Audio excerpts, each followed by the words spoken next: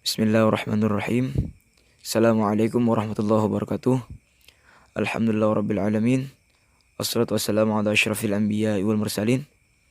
Sayyidina wa maulana Muhammad wa ala alihi wa sahbihi wa barik wasallim ajma'in, amma ba'. Sebelum kami membacakan materi yang akan kami presentasikan, sebelumnya kami ingin memperkenalkan diri kami dari kelompok 10, yakni dari mata kuliah Psikologi Umum. Dosen pengampu adalah Bapak Selamat Maulana SPD MPD. Kami beranggotakan 4 orang, yakni anggotanya adalah Ahmad Muhyiddin, Khairun Nisa, Jannah, dan Amelia.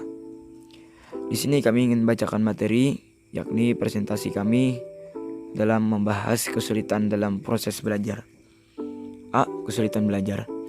Yang pertama, pengertian kesulitan belajar. Menurut para ahli, kesulitan belajar diartikan sebagai kesukaran siswa dalam menerima atau menyerap pelajaran di sekolah. Jadi, kesulitan belajar yang dihadapi siswa ini terjadi pada waktu mengikuti pelajaran yang disampaikan atau ditugaskan oleh guru. Yang kedua, gejala-gejala kesulitan belajar. Gejala-gejala yang menunjukkan adanya kesulitan belajar dapat diamati dalam berbagai bentuk. Ia dapat muncul dalam bentuk perilaku yang menyimpang atau menurunnya hasil belajar. Perilaku yang menyimpang juga muncul dalam berbagai bentuk, seperti kesukaan berteriak-teriak di dalam kelas, suka mengganggu teman, sukar memusatkan perhatian, sering termenung, hiperaktif, sering membolos.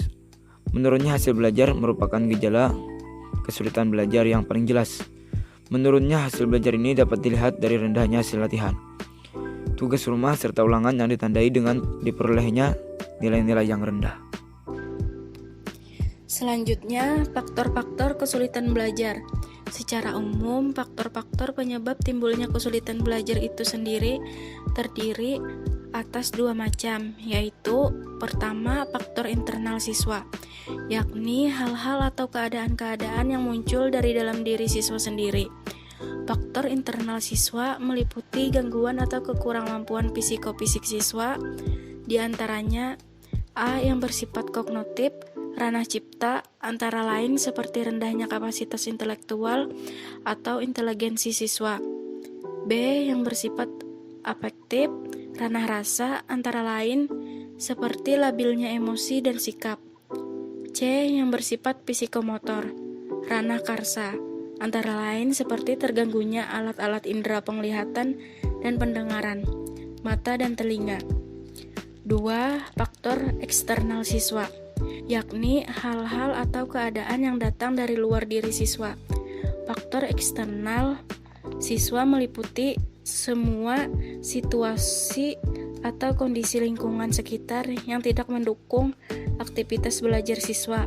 Di antaranya A. Lingkungan keluarga, contohnya ketidakharmonisan hubungan antara ayah dengan ibu dan rendahnya kehidupan ekonomi keluarga. B. Lingkungan perkampungan atau masyarakat, contohnya wilayah perkampungan kumuh dan teman sepermainan yang nakal.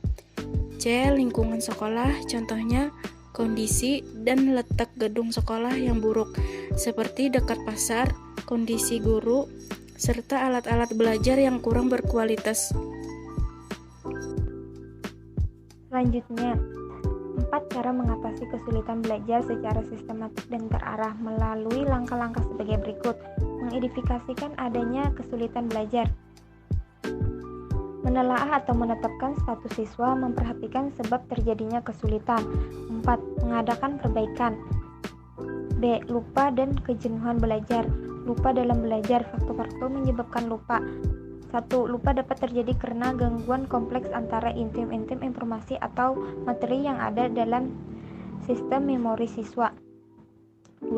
Lupa dapat terjadi pada seseorang siswa karena adanya tekanan terhadap intim yang telah ada baik disengaja maupun tidak. 3. Lupa dapat terjadi pada siswa karena perubahan situasi lingkungan antara waktu belajar dengan waktu mengungkit kembali. Anderson tahun 1990.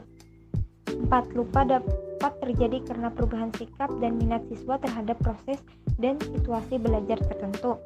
Menurut World of Distance, lupa dapat terjadi karena materi pelajaran yang telah dikuasai tidak pernah digunakan atau dihafal oleh siswa, lupa tentu saja dapat terjadi karena perubahan urat saraf otak. Selanjutnya, faktor penyebab kejenuhan belajar. Ada 4 faktor penyebab keletihan mental siswa, yaitu 1. Karena kecemasan siswa terhadap dampak negatif yang ditimbulkan oleh keletihan itu sendiri. 2. Karena kecemasan siswa terhadap standar atau patokan keberhasilan bidang-bidang studi tertentu yang dianggap terlalu tinggi, terutama ketika siswa tersebut sedang merasa bosan mempelajari bidang-bidang studi tadi. 3. Karena siswa berada di tengah-tengah situasi kompetitif yang ketat dan menuntut lebih banyak kinerja intelek yang berat. 4. Karena siswa mempercayai konsep kinerja akademik yang optimum, sedangkan diri sendiri menilai belajarnya sendiri hanya berdasarkan ketentuan yang ia buat sendiri.